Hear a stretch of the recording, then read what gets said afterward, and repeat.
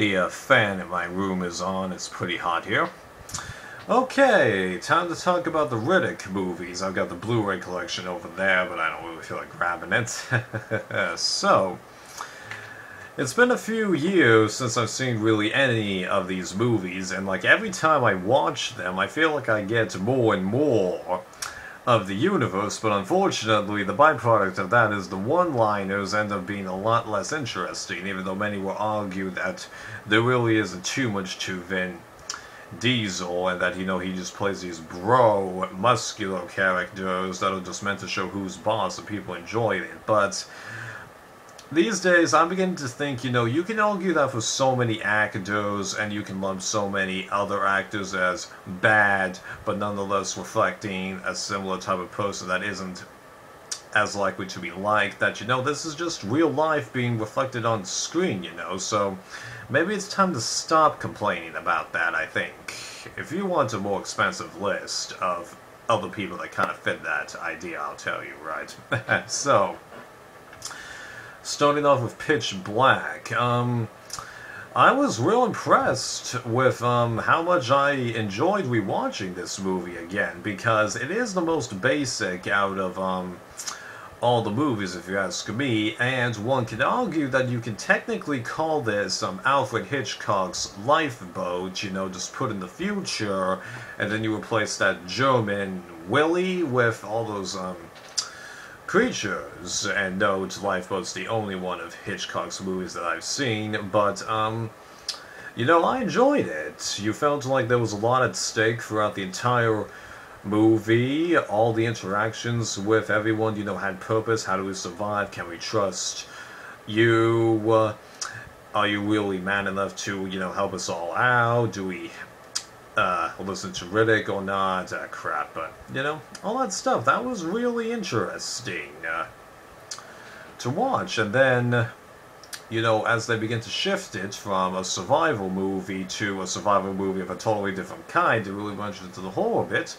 I felt like it worked pretty well, given all the setup that they had done. Oh, sure, the fact that I'm older, means it was less effective, but I remember watching this as, like, a 13-year-old-ish, and I was spooked for days with the thoughts of those creatures, although I don't think I was spooked as much as after I saw Alien for the first time. Yeah, that was a tough one, right, okay. And, I don't really know what else I could mention without going into it in a more detail, because I described the interactions, mentioned the one-liner bit. Yeah, okay, so getting into a couple of things that I have issues with. Well, a lot of it has to do with, like, Riddick's perception of other people, because the thing that gets to me is, like, how was it that he was able to tell, that Jack, was, bleeding, because, I get that, he's not entirely, human, and is, like, a superhuman race, so to speak. That's identified later on, but I wish that there was a better explanation of how he was able to figure it out. I mean, I get that you could potentially smell blood stronger than other people, yeah, but to be able to determine exactly who it is? I'm not entirely sure that I buy that. And then, one thing that really got to me was that, with all the interactions between Riddick, Fry, and Johns, I don't really like how the film kind of leaves an opening that suggests that actually Owens' death wasn't an accident, even though at least the unrated version of this movie does a pretty good job of explaining how that, piece of equipment pierced him, and the film crew did a real good job of, making the wound appear as if it was accidental. But, like, I felt like the film, left just enough of a possibility there that Johns was the one that killed him, even though later on they tried to fix it up so much that actually it's that Johns had the morphine and could have eased his pain, but I wish that they hadn't done that, because I remember watching this as a kid and being, pretty confused if the death was an accident or if he had, been killed. That got to me, right.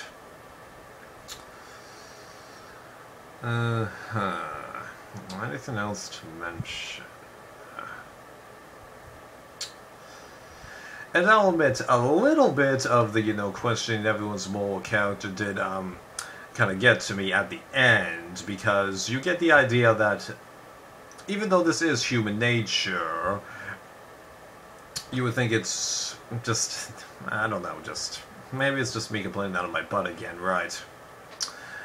But yeah, I was real surprised with this rewatch. Fairly enjoyable movie. 4.5 out of 5, I think, at least on this particular viewing. It's not a movie that you can watch over and over again, right?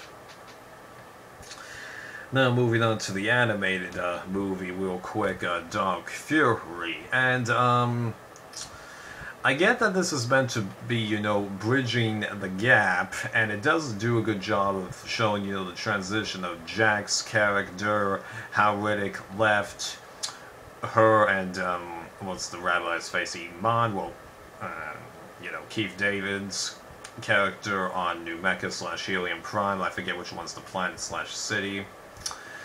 But the problem that I've got is, with this insertion, I don't really get how we can have 5 years pass from Pitch Black to Chronicles, because this movie gives the impression that Toombs and Riddick already have a little bit of a history.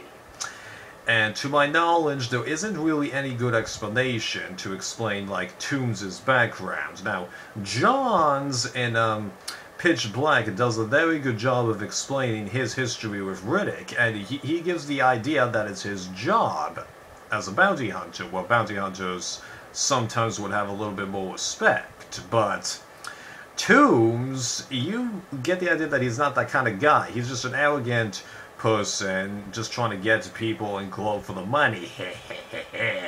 Time to die, Riddick, all that kind of a thing, but yeah, just Toombs. I don't really get that guy. Now, I do know that there are novelizations for Chronicles and Pitch Black. I actually have the novelization for Riddick, but I don't really think it's going to explain his character that much, and that kind of gets to me.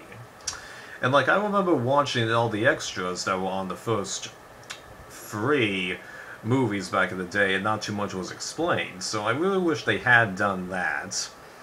But even then, it took Toombs 5 years to find Riddick. Now, I do get the idea, okay, with interstellar travel, and Riddick traveling to a planet that's pretty much a barren wasteland.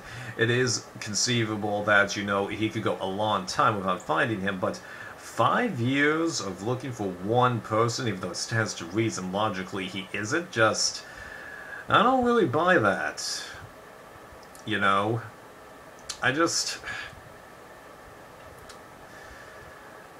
Yeah, that didn't really work with me. In my mind, they shouldn't have included Toombs in here and just stuck, with the Mook ship, because that was a clever, use of one line of dialogue at the end of the movie that would be treated, as, like, useless, and then trying to tie that in for a very interesting adventure, because even though this is animated and there are other bits of continuity errors, I enjoyed this. It was an excellent product, very clever, escape bits, although, some of the technology that they have in here just seemed real off, right, but, yeah. And as for the actual villains, I'm not gonna complain that too much, they're just bad guys, and the creators of this movie put their own spin on them. I'm not gonna complain about that, because I think a lot of people may argue with these movies you don't do a good job of setting up characters. Actually, the only character that they honestly don't set up is Riddick, if you're asking me. Everybody else, you shouldn't complain about that, and we're getting more about Riddick with each movie, albeit not necessarily the best way, but yeah, I think we're doing okay there. Yeah.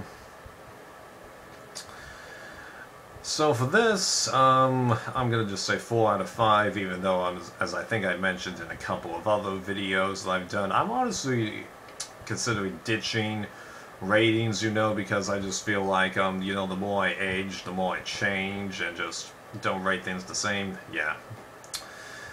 Since we're getting close to 10 minutes, I think I'll just make a part 2.